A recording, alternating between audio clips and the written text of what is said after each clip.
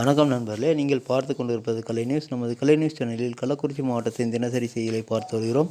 அந்த வகையில் 1/8/2026 சனிக்கிழமை இன்றைய கள்ளக்குறிச்சி மாவட்ட செய்திகளை பார்க்கலாம். கள்ளக்குறிச்சி மாவட்டம் கள்ளக்குறிச்சி அரசு மகப்பேறு மற்றும் குழந்தைகள் சிகிச்சை பிரிவில் 9 வயது குழந்தைக்கு முறையான சிகிச்சை அளிக்காததால் குழந்தையுடன் பெற்றோர்கள் மறியல் போராட்டத்தில் ஈடுபட்டனர்.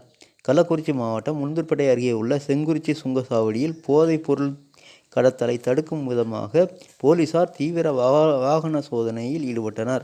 கள்ளக்குறிச்சி மாவட்ட ஆட்சியர் அலுவலக வளாகத்தில் சத்துணவு ஊழியர் சங்கம் சார்பில் நேற்றைய தினம் ஆர்ப்பாட்டம் நடைபெற்றது. கள்ளக்குறிச்சி மாவட்டம் கள்ளக்குறிச்சியில் நடைபெற்ற மஞ்சள் வார சந்தையில் 1,21,00,000 ரூபாய்க்கு மஞ்சள் விற்பனை நடைபெற்றது. கள்ளக்குறிச்சி மாவட்டம் கள்ளக்குறிச்சியில் உள்ள வேளாண்மை விற்பனை கூடத்தில் கள்ளக்குறிச்சி மாவட்டத்தை சுற்றியுள்ள கிராமப்புறங்களிலிருந்து விவசாயிகள் மஞ்சள் கொண்டு வந்து விற்பனை செய்துள்ளனர்.